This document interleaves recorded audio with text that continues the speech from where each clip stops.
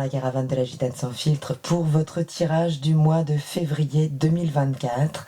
Je vous remercie de me retrouver, je vous remercie pour vos commentaires, pour tous vos gentils messages, vos retours qui sont très importants, pour vos dons également, qui sont d'un grand soutien pour continuer de vous proposer du contenu gratuit sur cette chaîne. Et je vous retrouve tout de suite pour la lecture de ces énergies. À tout de suite.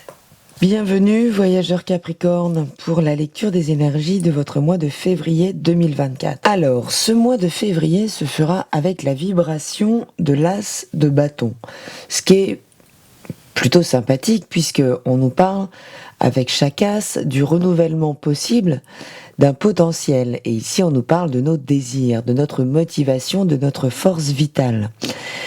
Donc, cette force vitale, en fonction de là où vous en étiez en termes d'énergie, elle peut demander à être restaurée. L'idée, je vois aussi, et en m'imprégnant un petit peu de votre tirage, on a l'idée aussi d'une course de fond. Vous savez, je vois comme la flamme olympique, donc qu'on tient à bout de bras et qu'il faut porter d'un point A vers un point B, d'un alpha vers un oméga, en tout cas. On nous parle là de déployer une nouvelle énergie, une énergie donc sans doute restaurée. On peut nous parler aussi de peut-être certaines choses, certains secteurs à purifier avec ce feu. Donc on va voir comment tout ça se détaille dans votre tirage. Votre état d'esprit est à la grande prêtresse.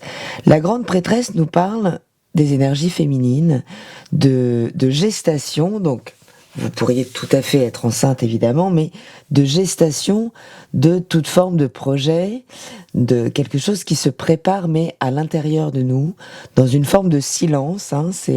C'est pas le silence introspectif, c'est le silence d'une accumulation qui se fait en retrait du monde.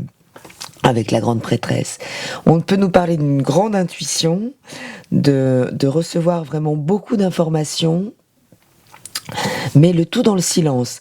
Les choses, donc on nous parle de la lune aussi. On parle aussi de la fonction de la nourrice, de la mère nourricière. Donc cet état d'esprit, il est, même si il est en silence, peut-être un petit peu en retrait, il cherche finalement à faire grandir, vous cherchez à faire grandir à l'intérieur de vous un projet, une situation, quelque chose qui n'est pas encore prêt à s'exposer au monde. Mais il y a beaucoup quand même de sensualité, de générosité en termes de nourriture. Voilà, il y a une ouverture généreuse. Mais en face de vous, on a un roi de Pentacle. Le roi maîtrise toujours son élément. Ce roi de Pentacle peut nous faire penser à un patron, à un partenaire, mais on a cette énergie un petit peu de... le roi de Pentacle fait fructifier. Donc, en opposition à cette grande prêtresse, est-ce qu'il fait fructifier l'énergie de la grande prêtresse ? D'accord ? Est-ce qu'ici, on est dans un rapport équilibré ? C'est la question, puisque je ne suis pas sûre, n'est-ce pas ? C'est comme si, comme d'un côté, vous étiez donc prêt à donner beaucoup de vous, en tout cas très investi, très concerné, d'accord ? Et que peut-être face à vous, il y a un patron ou un partenaire qui profite, qui extrait, lui, cette substance que vous créez intérieurement. Alors, ça peut faire un petit peu peur comme ça, mais avec ce roi de Pentacle, on a l'idée, finalement, du toujours plus. D'accord ? Et la grande prêtresse ne sait pas mettre de limite. Donc, vous voyez, on a là, déjà, en termes d'état d'esprit, d'échange, de communication, on a quelque chose d'assez déséquilibré entre vous et ce qui se passe en face, l'interlocuteur, ce qui vous est demandé, que ce soit dans une relation affective ou une relation professionnelle. Donc voilà, peut-être ici un équilibre qu'il s'agira d'aller rétablir. Donc vigilance, puisque avec cet as de bâton, on est dans une énergie, voilà, vous savez, c'est la pierre du briquet, c'est l'étincelle en fait. Donc les choses peuvent jaillir très vite. Donc vigilance, là, à ne pas stocker, emmagasiner trop de frustration par rapport à quelqu'un qui pourrait donc ne pas hésiter à vous en demander toujours plus.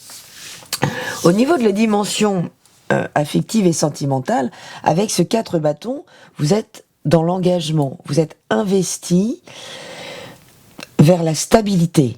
en fait. Donc si vous êtes dans une relation, il y a quelque chose de l'ordre de la transparence. C'est comme ça et c'est pas autrement, j'ai envie de dire. C'est tel que vous vous présentez, il n'y a rien de caché. Mais en face de vous, par contre, avec ce 7 d'épée, on est dans plus d'opacité, d'accord? Puisque, alors, ici, j'ai parlé peut-être de l'opacité de cette grande prêtresse qui effectivement garde les choses pour elle, mais c'est le temps qu'elle se développe. Il n'y a pas forcément de volonté de tenir les choses secrètes. Avec ce 7 d'épée, déjà, c'est un petit peu compliqué. Un petit peu plus compliqué, puisque on nous parle toujours d'illusion. Alors, d'illusion dans le sens où il y a prolifération de pensées, les pensées vont dans tous les sens, et on ne sait pas les arrêter avec de la rationalité, justement. Donc, est-ce que c'est une forme de questionnement sans fin que vous vous posez par rapport au partenaire, sans savoir, et là il s'agira d'aller purifier la situation, d'aller l'éclaircir concrètement, peut-être de confronter, donc avec votre posture, avec votre situation, avec la légitimité du coup à demander à ce que la situation soit plus transparente. En tout cas, on peut nous parler d'un secret aussi. Alors, qui le porte, ce secret? Est-ce que c'est vous, derrière des apparences tout à fait, donc, justement, engagée, franche, avec une stature, voilà, affichée, j'ai envie de dire, ou est-ce que derrière, il n'y a pas une passion secrète, il n'y a pas quelque chose qui est en train de se d'émerger, là, avec du feu, avec du désir, mais que l'on n'est pas encore prêt à révéler, à adapter, puisque cette grande prêtresse, de toute façon, peut garder les choses en elle. Donc voilà, quelque chose là de pas forcément très clair au niveau sentimental. Alors c'est peut-être juste à vous de faire le clair intérieurement, puisque vous donnez l'air de ne pas vouloir entrer dans une relation, de ne pas être intéressé par l'autre, mais en fait, en arrière-plan, il y a un feu qui brûle et il y a des choses que vous n'arrivez pas, que vous ne cherchez pas à dévoiler, tant que vous n'êtes pas sûr peut-être avec cette grande prêtresse. Peut-être, en étant peut-être face à quelqu'un qui vous impressionne un petit peu. Des choses à éclaircir, de toute façon, avec ce 7 d'épée, il y a donc un secret à percer, une illusion à lever, une vérité à rétablir ici, entre cet engagement et, voilà, ces choses beaucoup plus nébuleuses qui pourraient se passer en arrière-plan. Donc l'idée là avec ce bâton, c'est d'y aller, puisque ça nous parle aussi de force, de courage, d'avoir l'élan d'affronter les choses. On n'a pas de crainte, on n'a pas de crainte puisqu'il n'y a pas de réflexion. D'accord? Donc on est poussé vers quelque chose et on réfléchit après, j'ai envie de dire. Donc voilà, là peut-être utiliser cet as de bâton pour aller lever des choses que vous pourriez ressentir instinctivement quand même comme pas très claires. Au niveau de la situation professionnelle et financière, dans les aspects favorables, on nous parle des amoureux. Alors, ces amoureux peuvent nous parler d'une entente tout à fait cordiale, d'une très bonne ambiance au travail, de communication fluide, de respect, de quelque chose ici justement de plutôt équilibré, une entente, voilà, une circulation assez harmonieuse de la communication avec nos collaborateurs. Mais ça peut aussi nous parler d'une rencontre ici. Et cette as de bâton nous parle donc d'une première impulsion en termes de désir. Est-ce qu'il n'y aurait pas une rencontre au niveau professionnel qui ne vous mettrait sans doute pas très à l'aise? On est rarement à l'aise quand on travaille au milieu de tout un tas de collaborateurs, qu'on n'est pas sûr de là où on veut aller, même si pourtant il y a quelque chose de l'ordre de l'engagement de votre côté. Mais sans avoir encore de garantie que ça pourrait se transformer en une relation affective, alors que là, on est plutôt sur les prémices d'une relation plutôt sensuelle, où on va se découvrir en termes de sens, en termes de désir.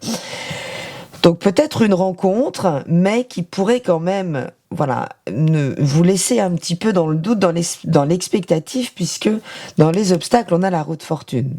Donc il y a cette idée-là de roue bloquée un petit peu, de ne pas savoir si on y va, si on n'y va pas.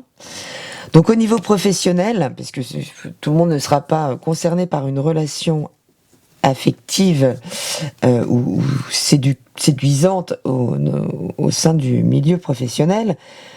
Mais si on nous parle d'une rencontre ici, si on nous parle d'une possibilité qui s'ouvre à nous, puisqu'avec cet amoureux quand même, on nous parle d'une vraie rencontre qui peut être avec notre, c'est pas notre mission de vie. Je ferai une capsule un jour sur les missions de vie, mais il y en a pas 30. Donc si peut-être là vous vous éveillez à un nouveau désir professionnel, mais que vous hésitez peut-être, vous jaugez, d'accord, le pour, le contre, c'est pas évident. Ce que vous dit l'as de bâton à un moment, c'est qu'il va falloir y aller, oser. Cet as, il prend son courage à deux mains et il y va, il la tourne cette roue. Donc là, voilà, vous pourriez être un petit peu bloqué, figé dans une situation, en train d'étudier les avantages, les inconvénients, tous les bords, hein, tous les aspects, pour prendre une décision sans doute un petit peu plus tard.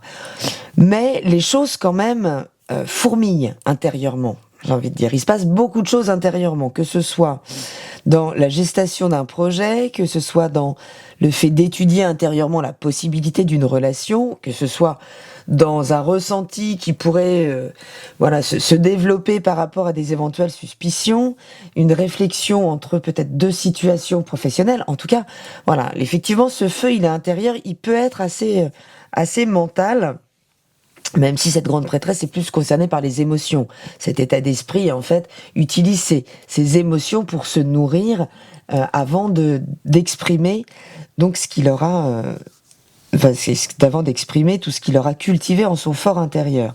Donc là, on peut avoir vraiment une force de résistance, une espèce d'inertie à ne pas savoir, mais ça monte intérieurement pour pouvoir, à un moment, sans doute, prendre votre décision quand vous le sentirez, puisque quand vous serez prêt, il faudra relancer cette roue de fortune, mais vous pouvez sentir que ce rythme va s'accélérer d'un coup. Avec la roue de fortune, une fois que la roue est lancée, il n'y a plus qu'à suivre le mouvement, mais qui peut être assez effréné, ce nouveau rythme. En ce qui concerne vos désirs et vos motivations, vous revenez de loin avec ce 9 d'épée, quand même. Là, ici, on rumine des angoisses, mais comme on est du côté plutôt favorisant, ça va nous parler ici de votre endurance, de votre résistance.